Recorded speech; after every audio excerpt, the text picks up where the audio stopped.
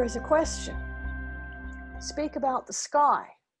Well, we spoke about the sky and we spoke about the essence of the belief of containment, that the sky has always been highly potent in your culture as humans on this planet, a very potent reminder, not only of natural cosmic law, but of the opening to the cosmos, that the human cannot be contained, cannot be contained. Consider it, if you will, like a box. Third dimensional reality, you have the floor and you have two sides, but you still have the cosmos. Agree? You still have the cosmos, but all your attention is down here.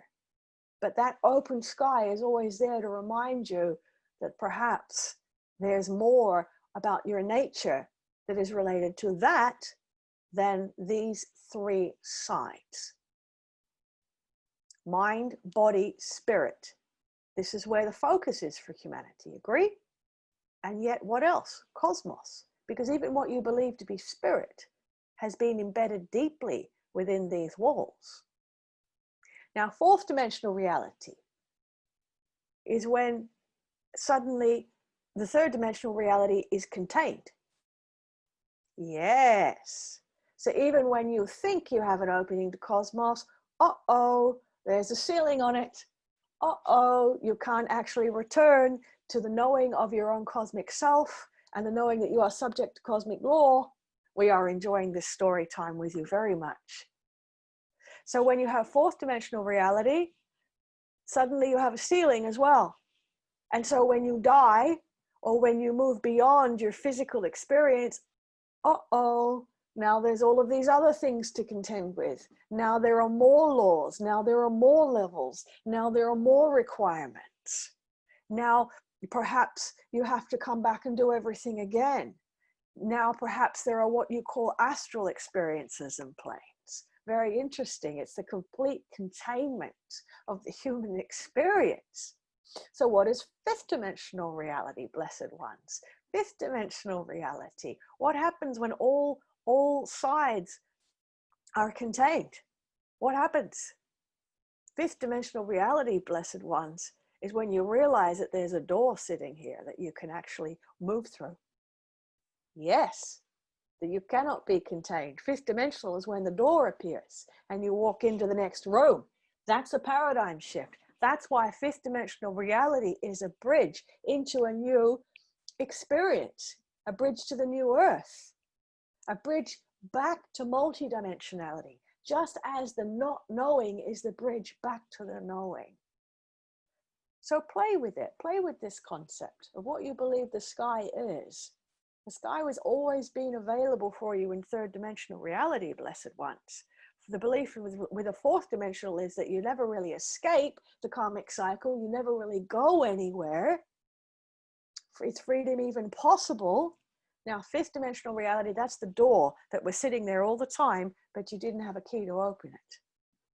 And here you are, time to open the door. You don't know where it's going to go, but do you want to stay contained and be concerned about how you can maintain this or change it or renovate it or make it better for humanity? Or are you just going to go through that door? Something for you to consider, blessed ones. Something for you to consider.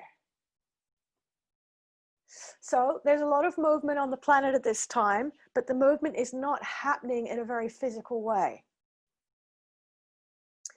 The movement's not happening in a physical way because what you're seeing is that there is a mass vibratory movement. And you know that matter always experiences a lag when there is a vibratory movement. And for many, because of the alarmist mind, the vibratory movement means that you move out of consistency and regulation. And so even though there is a great vibrational movement that's happening, the human mind will often direct humans back to where they were rather than when they're moving to. And so this return to normality is almost like walking out that fifth dimensional door, but still keeping one foot in the room. I'm not sure I want to go all the way. I think maybe we need to make sure that things go back to normality. What we want to say to you, blessed ones, is this. What you believe you wish to return to was never normal. It was perfect in that moment for humanity, but it was not normal. Because normality, in essence, is unpredictability and creation as per cosmic law. Now, how is this possible with what your scientists and mathematicians are understanding about the nature of the universe? Because your scientists and mathematicians are attempting and have attempted somewhat to a degree of success to account for the movement of the universe and your cosmos through regulated mathematical theorem. And yet what we say to you is that there are several anomalies that will be occurring within the next 18 to 20 months on your planet that will defy a lot of this theorem that has been developed.